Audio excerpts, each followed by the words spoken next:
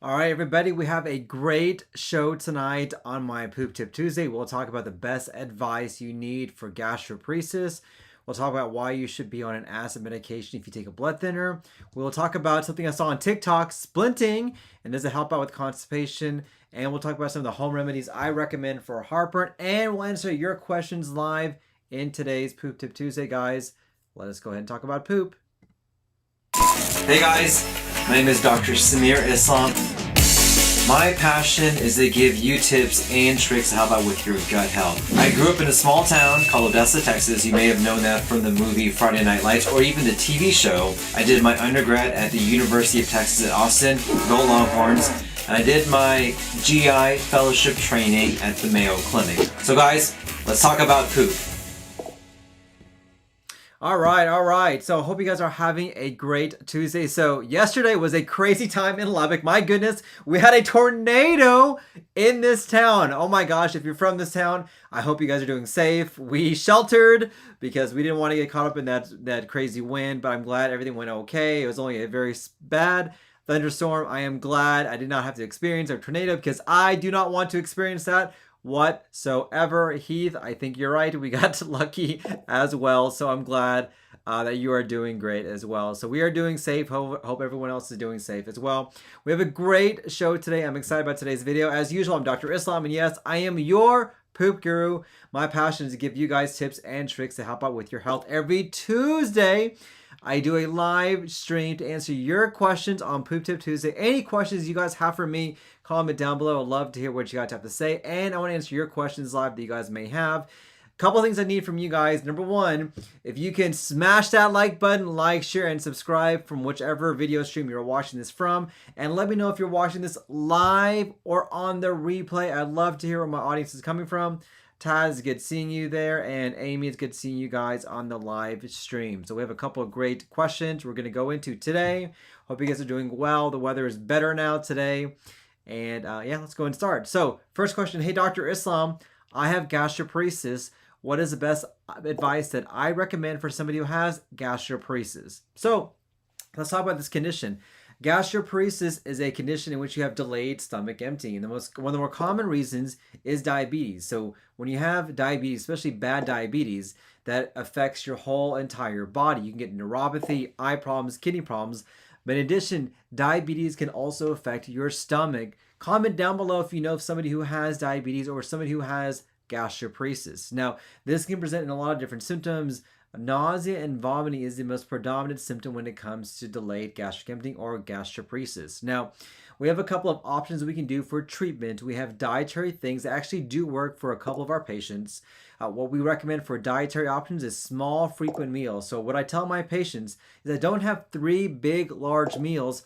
Have multiple small meals throughout the day as if you were grazing all throughout the day. The food has to be low in fiber and low in fat. This is one of the very few times I'm going to tell you to not be on a high fiber diet.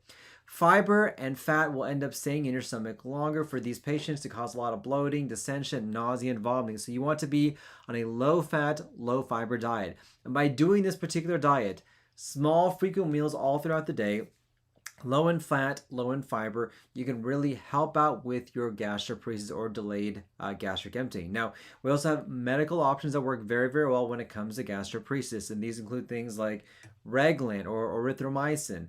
We also have medications like domperidone. We also have other anti-nausea medications as well. Now, in certain individuals, these work very, very well. Sometimes they have their own side effects associated with them as well. So sometimes we have to balance the benefits versus the risk of being on these medications. But for a lot of our patients, it is a combination of dietary options and medical treatment to get them taken care of. And then lastly, we also have surgical options as well. Now, in the right candidate, not everyone, but in the right candidate, we have surgical options that can work for gastroparesis. The biggest one that we're finding out right now is one called GPOEM, GPOEM, which in essence, with an endoscope, we go into the stomach and help cut up the muscles that we think could be contracting when it comes to gastroparesis. And in the right patient, this is a very effective long-term option to help control this really debilitating problem. And so for a lot of our patients that have really bad gastroparesis, which is not controlled either with dietary options or medical options that have the right criteria to fit, we actually do this surgical procedure, which actually ends up being a very effective option for our patients when it comes to gastroparesis. Great question. Vicky, it's good seeing you guys. Thank you for watching. Taz, good seeing you. Jock, Lynn Shed, thanks for watching as well. And Amy, it's good seeing you guys as well. Perfect. All right, sounds good. So, Heath, very good question. How much protein should you eat in a day? Oh, it's a great question. So what it really comes down to is most gurus who talk about fitness and health usually recommend about 1 gram per kilogram per day of protein. So that's usually what I aim for. So obviously you need to convert your weight into kilograms and then use that as a guide to determine how much protein you need. And that's usually enough protein to give you enough nutrition, also help build muscle as well. Great question, Heath. All right. Question number 2. Hey, Dr. Islam. Why do you need to be on acid medications if you're taking a blood thinner? Yes, you do need to be on an acid medication if you are taking a blood thinner. This is one of the very few indications of being on a medication like Protonix or Acifex or Prilosec or medications just like this. Now, we have a very small indication of which patients need to be on these long-term acid medications, and one of them is being on a blood thinner. Why? Well, we know that blood thinners tend to not only thin up the blood, but have a chance of developing ulcers in that stomach, and that ulcer can cause symptoms of pain, nausea, poor appetite, and has a chance of either bleeding out or causing a tear in the GI tract. In fact, I've treated plenty of patients who've had ulcers in their GI tract from long-standing blood thinner medications. Let me know in the comments down below if that's somebody like you who's been on these medications long term. And one way that we know to protect the stomach lining or the GI lining is to put you on an acid medication. This has been shown in multiple clinical trials to be protective of the GI tract, to help prevent ulcers, prevent inflammation, and protect from long-standing issues. So yes, you do need to be on an acid medication if you take a blood thinner. And this is double whammy if you're on a steroid, maybe you're over 65, you've had a prior ulcer in the past. These are guidelines for us to help have a patient be on a acid medication. Great question. All right, let's check out the comments here. C, it's good seeing you. Shirley's good seeing you. K-pop is good seeing you as well. Brand's good seeing you. All right, perfect. And Nelly's good seeing you as well. All right. So Nelly, good question. What is the best medication to use for heartburn? All right, it's a great question, Shelly. So I'll tell you, we don't really have a lot of good clinical data when it comes to which is the best medication, because a lot of our patients have different responses when it comes to these acid medications. It really just depends on metabolism, what exactly you've been on in the past, what you can take. It also depends on the timing of the medication as well. But I will tell you, they all work pretty much the same, but every individual has their own particular nuances when it comes to how they metabolize these particular drugs. And so it really is kind of a hit or miss. I have some of the preferences I recommend for certain patients based on their timing, their lifestyle, and things like that. But there really is no one best medication when it comes to acid reflux. Great question. All right, perfect. So question number 3. Hey, Dr. Islam, I heard on TikTok about splinting when it comes to constipation. What are your thoughts on this? Is this something that I recommend? So let me know in the comments down below if you've heard about splinting or if you know exactly what occurs with that. But in essence, what happens is you actually, for females, you actually put your finger in a private part to help push out the stool. Yes, this is a very common thing that people do. It's actually a very effective way to help out when it comes to issues with constipation. The big question is why? Why are people doing this? What is the kind of the mechanism behind this? Well, what we know is going on is that you actually may be having what's called a rectocele, which is an outpouching of part of your GI tract into areas like female private parts or other places like that. And that outpouching can make it more difficult for people to have a bowel movement. So for example, if you're one of those that does not have a very good bowel movement, you take things like Miralax, fiber, or supplements to help you go, but nothing seems to work. You strain, you push really hard, you don't feel like you're having a good evacuation, things are just not moving along, things feel like they're getting stuck or having pelvis come out. You may have a condition called pelvic floor dysfunction in which the rectal muscles are very, very tight. But in addition to that, it's very common for a lot of our patients to have things like a rectocele, which is that outpouching that's there, which will make it more difficult for you to have a bowel movement. So sometimes whenever you do the splinting, you're actually pushing into that rectocele to cause that stool to forcibly come out. And this is a very safe and effective way to help our patients to have a bowel movement, especially if they have a rectocele or an issue like that. Now, obviously, you make sure that you do it in a very hygienic way. And if this is a way that you can use the restroom more effectively, absolutely. We do recommend this for some of our patients we think who may have this problem, who have a more difficult time using the restroom. Now, if you're wondering if you are one of these people who has either a rectocele or a condition called pelvic floor dysfunction, there's testing that we do to help see how the rectum muscles work. Sometimes we'll do imaging to see if you have an outpouching that's there, to allow us to further see how the anatomy is, to see if you would benefit from doing this particular technique. But it's a great question that I got. All right, perfect. Brandy, good question. So, hey, Dr. Islam, can I recommend a good alternative to energy drinks? I know they are bad for you and have too much sugar. Absolutely. I love this question. Brandy, it's a great question. So I am not a big fan of energy drinks for a lot of different reasons. Number one is they have so much caffeine that's in them. Number two, they have so many sugar and calorie as well. It's just empty calories you end up having. It jacks up your nervous system, jacks up your adrenaline, jacks everything up. And this really is not a good way to keep energy. So the big question I would have to ask you, Brandy, is why? Why do you need the energy?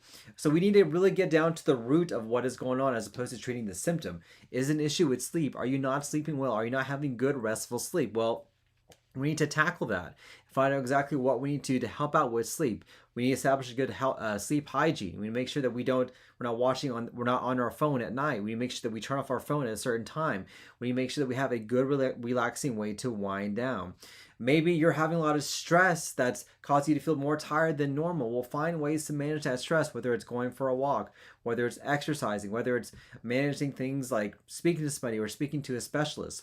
Maybe you need to introduce an exercise regimen. I will tell you, exercise is one of the more effective ways to get more energy, to feel better, to help out with anxiety, to help out with gut issues, and to improve what's going on.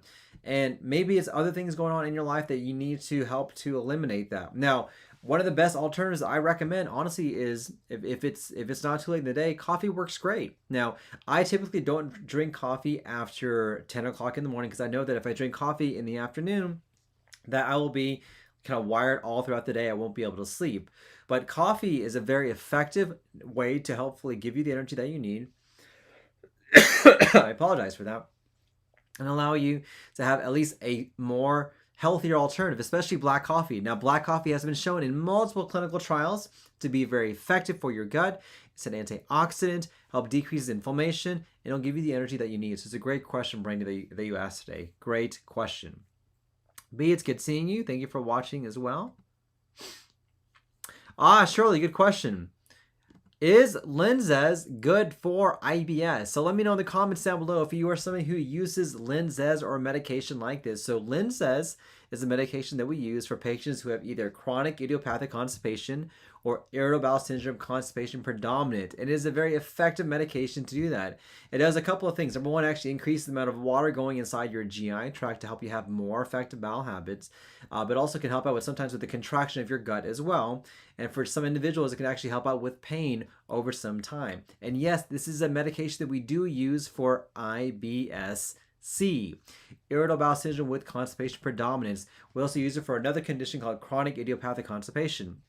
Now, Linzess comes in 3 different dosages, and depending on what we're treating, what your side effects are, we can use that. But Linzess is not the only medication that we have for irritable bowel syndrome. We have other ones out there like Trulance, we have Motegrity, we have Amitiza. We have newer ones coming out every single day. But since this question was specifically about Linzess, yes, this is an effective treatment that we have for irritable bowel syndrome. But we have a lot of them that are out there, and it really would depend on what your particular symptoms are, what we're treating. Also, unfortunately, what the insurance company dictates as well. That's a crappy part of my job, is that sometimes I cannot treat the patients the way I want to treat them.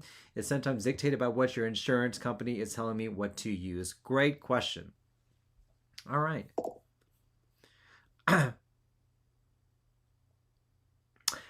Carrie, I want to ask you this question. I love this question.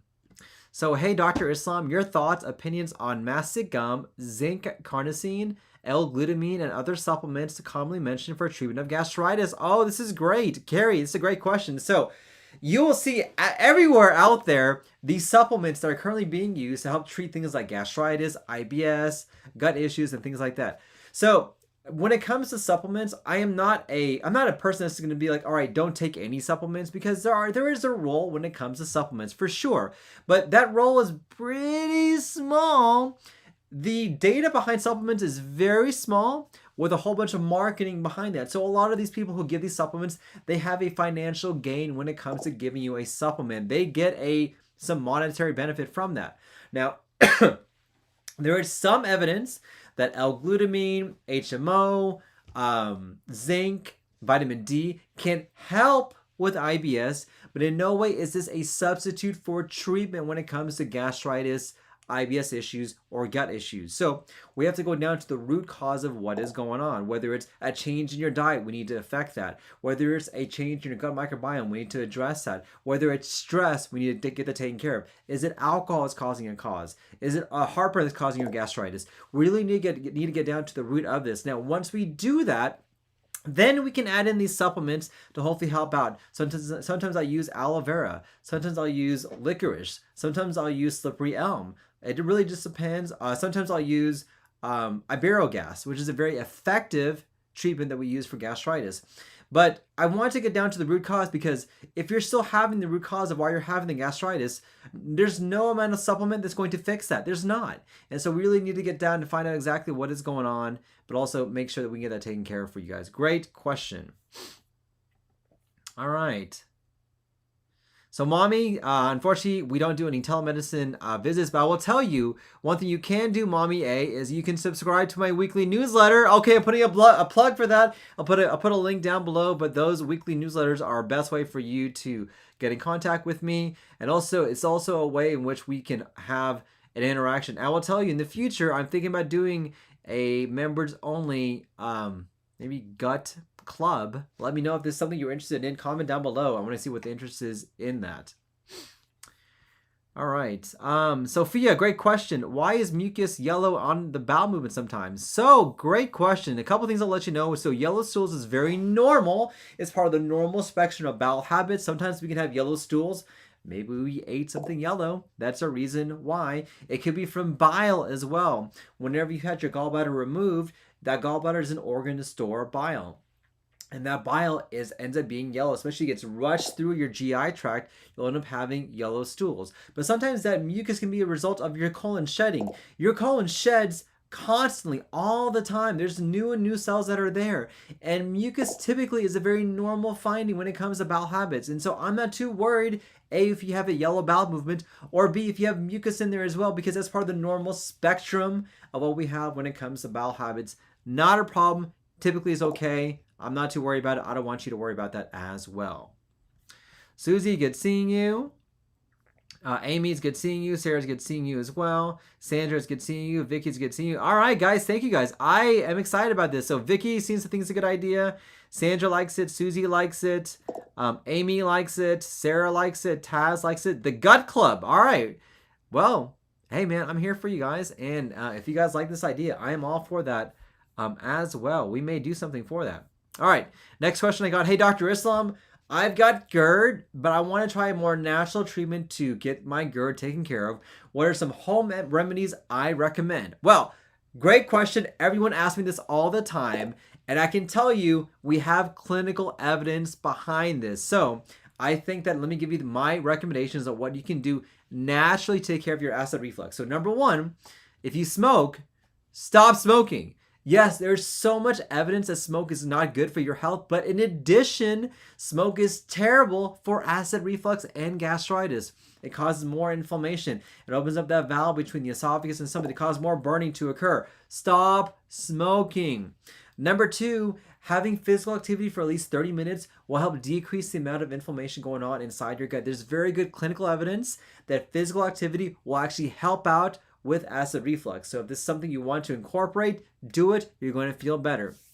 Number three, it's probably helpful to have no more than 2 cups of either coffee, tea, or if you drink soda, soda drinks per day. Those people had more than 2 cups, had more acid reflux, had more heartburn, and had more gut issues. I have acid reflux, and I limit my coffee to just 2 per day only. Number 3, a diet that's high in fruits, vegetables, fiber, legumes, whole grains has been shown to decrease the chance of you having acid reflux as well. So we need to do that as well. And then lastly, the number 1 tip, the one thing you can do out of everything to help decrease your acid reflux is to lose weight. This can decrease your acid reflux by more than 50%, just losing weight. If you can get to a normal body mass index, which is from 18 to 25, about half of our patients in this clinical trial did not have any more acid reflux. But these are things that you can do at home to really get your acid reflux under control and get it taken care of so you don't have to be on medication. It's a great question that I got. All right. Perfect. All right. Well, guys, I want to thank you guys. So I'm curious. Are you guys interested in forming a gut club? I've been thinking about doing this for a while. Just for it would have to be for a paid membership because I want this to be very exclusive. But let me know in the comments if this is something you're interested in. Send me a DM, send me a message. I really am curious about this. I'd love to get your feedback on this. So I appreciate that. All right. We're going through here. All right, perfect. Well, guys, I want to thank you for watching. Our time is almost up. It's 8:25 my time. As usual, if you haven't already, don't forget to subscribe to my weekly newsletter. And if you haven't already, don't forget to tune in next week. I'll answer your questions, either live or questions you sent me. Hope you guys have a happy and healthy day. Smash that like button, like, share, and subscribe. And hopefully no more tornadoes will hit between now and next week. Hope you guys are staying safe. And have a great day. Let me know if you guys are enjoying this, and let me know too what I can do to earn your trust and to have you guys, I don't know, give me more questions. I appreciate it. Take care, everyone. Have a great day. Bye, guys.